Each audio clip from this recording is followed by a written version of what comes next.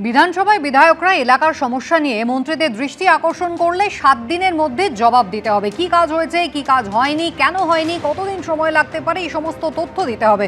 বিধানসভায় দাঁড়িয়ে আজকে এমনটাই জানিয়েছেন শুভেন্দু অধিকারী।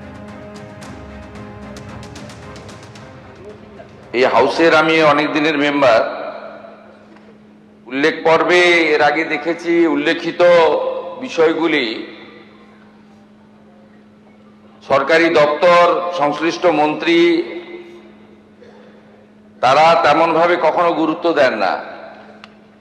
আমি আপনার মাধ্যমে অনুরোধ করব, আপনি সচিব মহোদয়কে নির্দেশ দিন, উল্লেখ পর্বে যে বিষয়গুলি মাননীয় সদস্যরা উল্লেখ করবেন 7 দিনের মধ্যে সেটা যেন সরকারি দপ্তরে পৌঁছায়। উল্লেখ পর্বে মন্ত্রীরা যে বিষয়গুলো, বিধায়করা যে বিষয়গুলো উল্লেখ করেছেন তার উত্তর আপনাদেরকে দিতে হবে। আপনি পাওয়ার 7 দিনের মধ্যে নিজে সই করে উত্তর দেবেন এবং যেটা করা সম্ভব করতে হবে, যেটা করতে পারছেন না, কেন করতে পারছেন না জানাবেন। আর যদি সময় দরকার হয় সময়ও চেয়ে নেবেন।